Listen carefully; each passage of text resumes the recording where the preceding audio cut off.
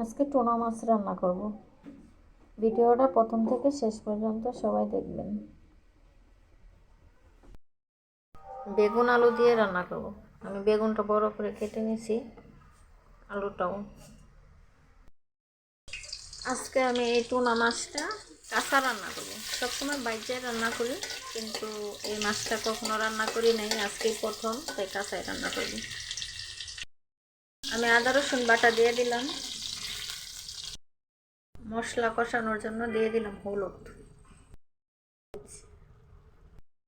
আমি 2 চামচ দিলাম, আমরা একটু ঝাল খাই বেশি। লবণ, জিরা গুঁড়া,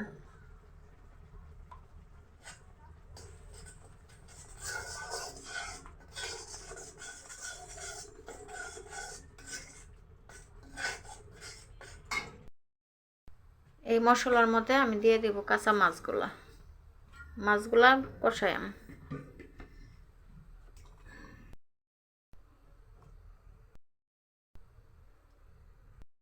পুঁটি মাছ ছিল, সেটাও দিয়ে দিলাম। মাছগুলো আমি কষাইতেছি।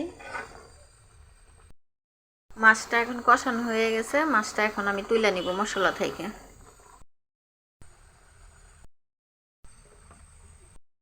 মাছ আমি তুলে নিলাম। তার মধ্যে আমি আলু বাগুন কেটে রাখছি, সেটাই দিয়ে দেব।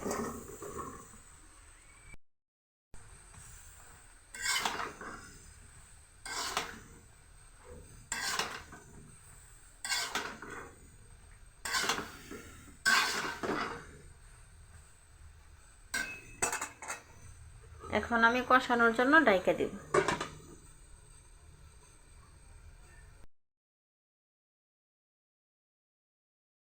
এখন একটু লাড়া দিয়ে দিব।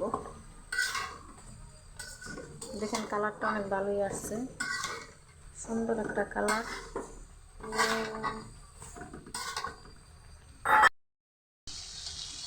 তরকারিটা আমার সুন্দরভাবে কষানো হয়ে গেছে। এখন আমি ঝোল দিয়ে দেব। একটা পুঁটি মাছ ছিল, একদম হয়ে গেছে।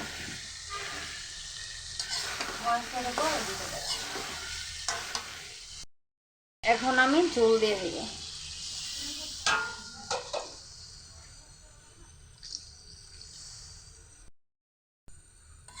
পরিমাণ মতন ঝোল দিয়ে দিছি।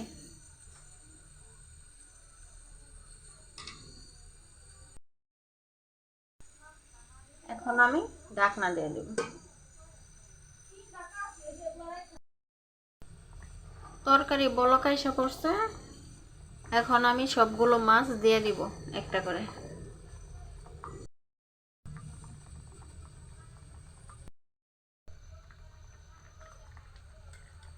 সবগুলো মাছ আমি এখন দিয়ে দিছি তরকারিতে।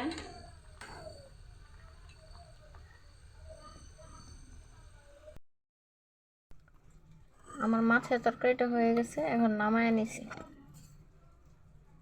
অনেক সুন্দর দেখা যাইতেছে।